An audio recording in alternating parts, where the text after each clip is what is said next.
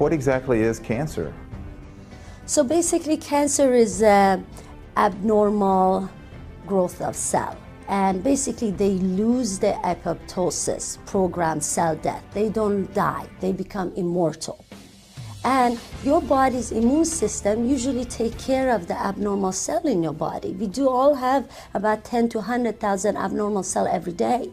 But our immune system's job is to get rid of those cells if your immune system is perfect, if you don't have virus that is already trying to fight, if you don't have too much chemical or other stuff going on in your body. So then they keep growing and growing, increasing in number, and then you get a tumor. So cancer results from a failure of the immune system, and the majority of cancer patients do not die from the primary tumor. They die from the spreading or the metastasis of cancer. There are so many things that cause cancer. Number one, you'll never have an oncologist ask, well, what caused this? And let's get rid of what caused it. You'll never hear that question. They only have one thing, and that is kill cancer cells. Well, what caused the cancer cells? Why did this occur in the body? Obviously, the immune system was suppressed, so are we going to unsuppress the immune system? Are we going to stimulate the immune system back into action? Are we going to lower nagalase counts from viruses and cancer cells so that the body's own defenses, macrophage activating factor, can work? So there are many things to do other than just give a poison to the body to kill cancer cells. We have to orchestrate healing here. And I think one of the main things is the viruses. We do see a lot of different kind of viruses in patients with cancer. Not only HPV, herpes, you see mono, Epstein-Barr virus. I have a handful of patients with breast cancer who have parasites. When they do coffee enema, garlic enema, they actually see the worms coming out. Wow. And what does parasite do to your body? It suppresses the immune system. Now, infections, parasites, viruses, fungi, environmental toxins, these all are some of the causes of cancer. Why? Because they compromise the immune system. Again, the immune system is key. But what about genetics? Isn't genetics the main cause of cancer? You got bad genes, right? It's just bum luck. That's what many oncologists would tell you. But the fact of the matter is, that's not true. Epigenetics, if people don't know what that means that something will act upon your genes. So your genetics, like your software, something has to open it up and read it. And so you could have a toxic chemical in the environment that opens up some cancer genes and turns them on, but we could also turn those off with plant medicine. That's much more powerful than just trying to kill cancer cells. So do you inherit breast cancer? Or breast cancer genes that are, is it inherited? Is it genetic? That's the big thing. Well, my mother had breast cancer, so I'm probably going to have breast cancer. But we now know through the study of epigenetics, which is the science of looking at gene expression, and nutrigenomics, which is the study of food, we know that we can change our gene expression by what we eat, how we sleep or don't sleep, how we manage or don't manage our stress, the foods that we eat. So something as simple as curcumin can help to really turn on the cancer protective genes and change those gene expressions. Wow, I bet you've never heard that before, that the BRCA gene can actually protect you from breast cancer. It does not necessarily cause breast cancer. Now, October is Breast Cancer Awareness Month. We go around and celebrate wearing pink socks and pink ribbons and buying pink lemonade on an airline to contribute to cancer. It sure does. It's ridiculous. I coach youth sports. I won't wear pink. I won't put pink on. I don't believe in that. Why? Because the pharmaceutical intervention, conventional methods are not saving lives. So now we're going to end the war on cancer. So we're going to get everybody involved. We're going to get them to run for it. We're going to get them to jump for it. We're going to get them to pray for it. We're going to get them to beg for it. So now everybody, you can't go anywhere without giving money I can't buy groceries without somebody wanting money from me.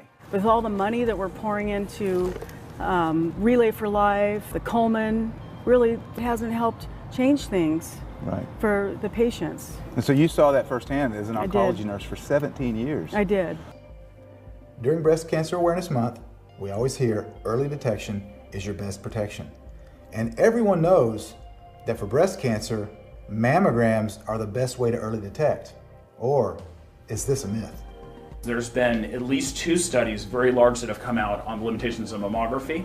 One of them was a Canadian study, I believe it was 20 or 25 years that they've watched in the past, that found no benefit. Also the Lancet, which is a large British journal, equivalent to our Journal of American Medical Association, or JAMA, came out and said that there's really no benefit at all to doing, and possibly some harm.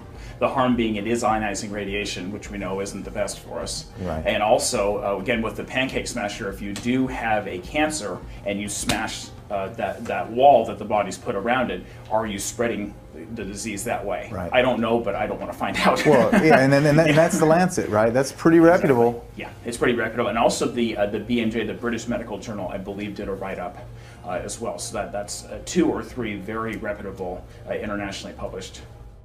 Early detection just means early death, because the earlier they find it, the earlier they start cutting you, the earlier they start treating you with chemotherapy and radiation, and the earlier you die.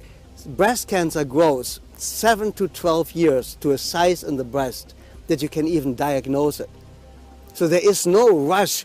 You know, they find breast cancer, oh, you have to go and get surgery tomorrow morning. A lot of pressure. A lot of pressure, because they don't want you to get basically the time to get educated and educate yourself. We, as a medical society, are giving women breast cancer with our demanding that they get mammograms. Mammograms cause breast cancer, period.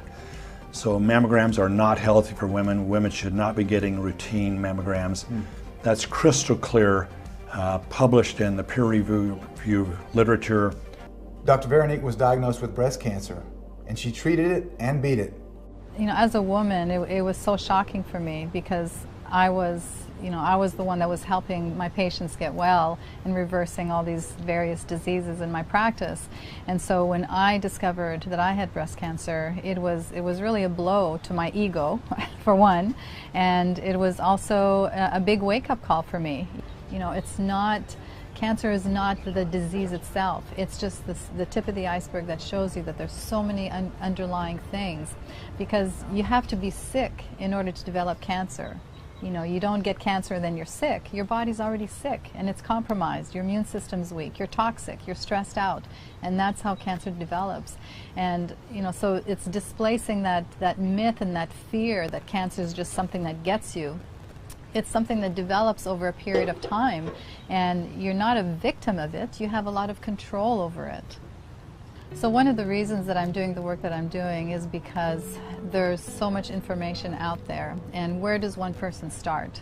Because, you know, do I, detox first? Do I do this? Do I do that? You know, what herbs do I take?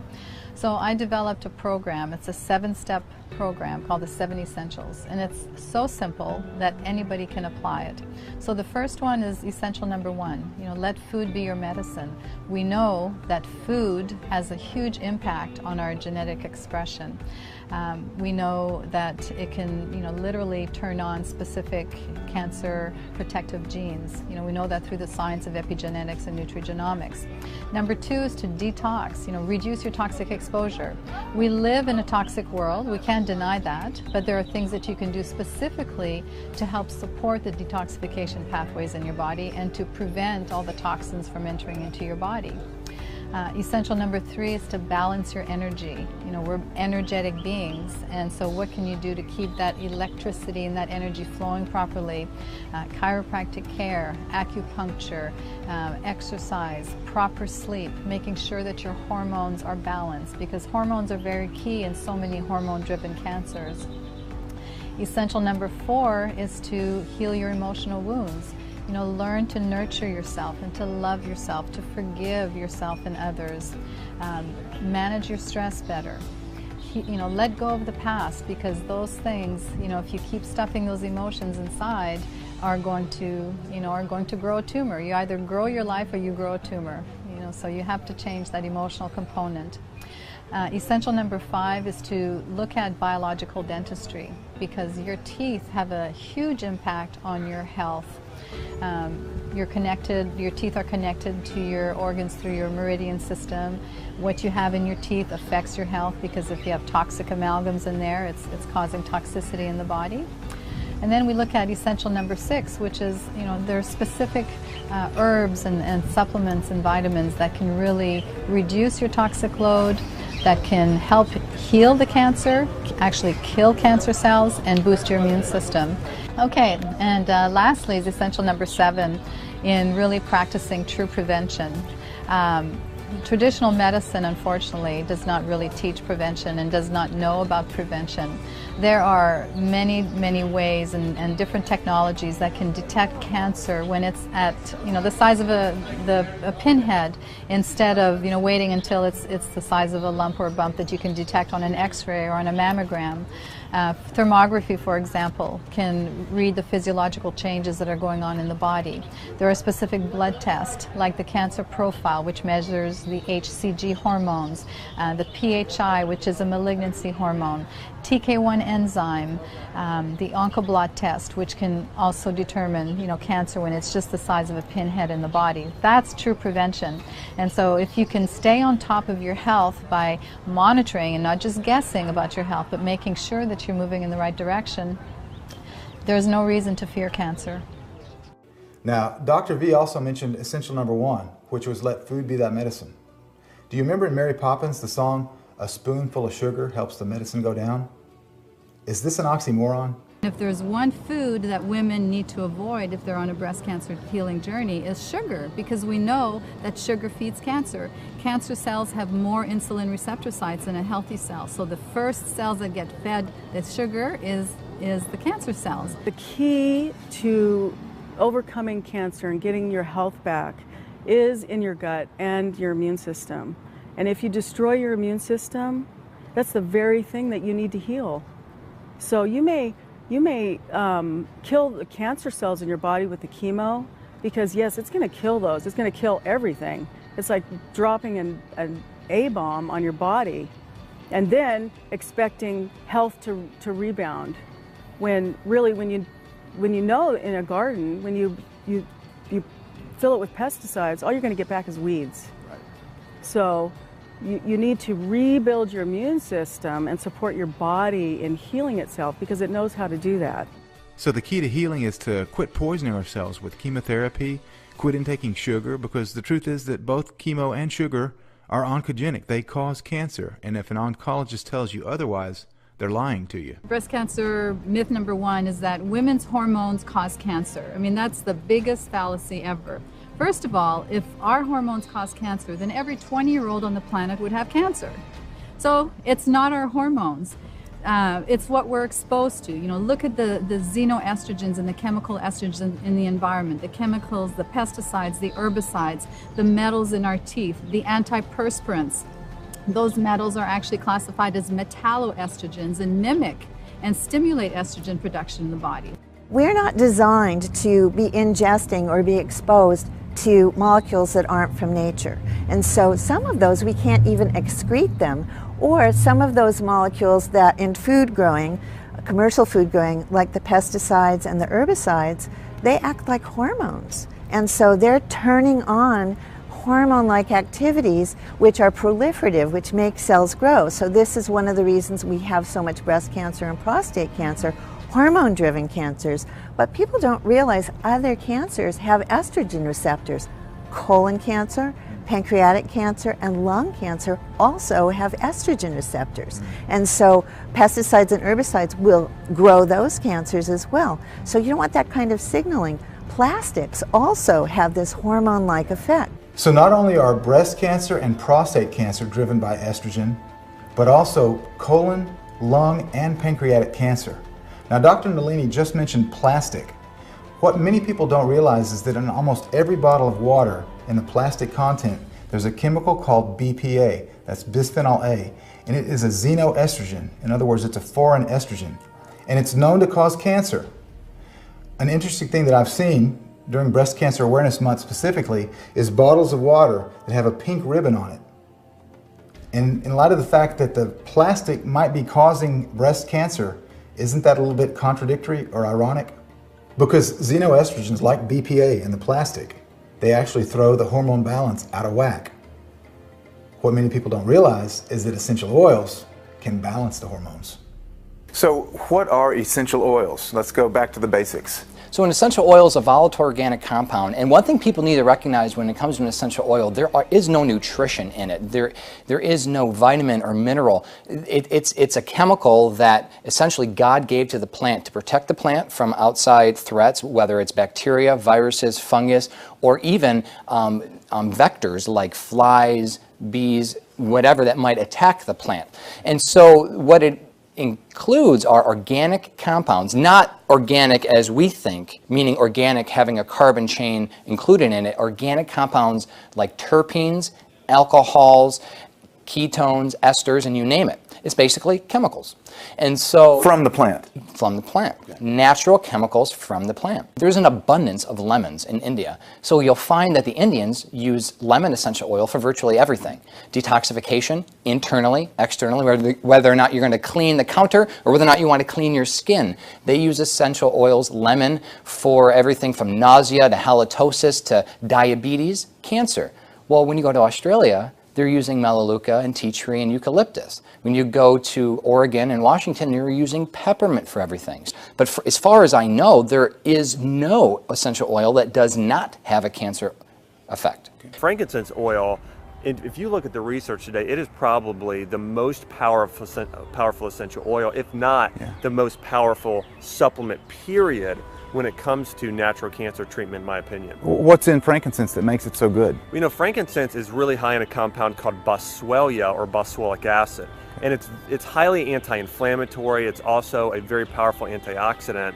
And there are studies, actually there's a study that came out of the UK pretty recently showing that frankincense oil is effective at shrinking tumors, is effective against ovarian cancer, colon cancer, and breast cancer. Yeah, you look in the medical studies, it's effective against Alzheimer's, it's effective against any sort of brain inflammation. And again, 4 separate studies showing that it's effective at treating cancer. From what we're looking at historically, the gold may be referenced as turmeric. Turmeric, or curcumin, specifically the part of the turmeric, but turmeric was sold and cost more than gold at the time. This is during the spice trade, or the trade route. Sure. And it's always nicknamed the golden spice. You could absolutely see that in that area in the Middle East, and turmeric today in cancer treatment. Talk about a powerful compound, frankincense, myrrh, and turmeric. You got a triple play there. Oh yeah. So, but you look at something like myrrh, and it's powerful because it really works on the hypothalamus in the liver. Okay. And so it reduces liver inflammation and also balances hormones. And what happens a lot of times today, a lot of these cancers are estrogen-based cancers. Okay. And so what myrrh can do is it really supports the body, very similar, if people have heard of indole-3-carbon, or the benefits of cruciferous vegetables. Broccoli.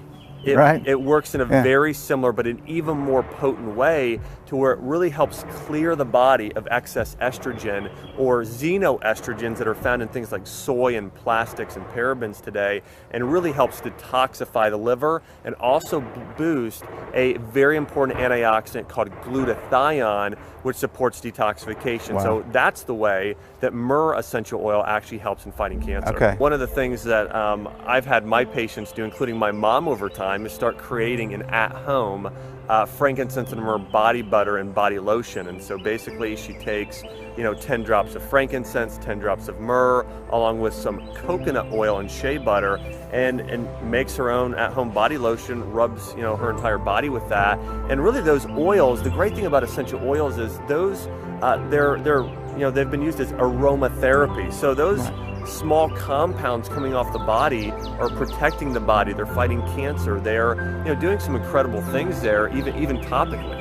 Wow, it's truly amazing the medicine that we find in nature, isn't it? From essential oils to seeds to nuts to herbs to eggplant.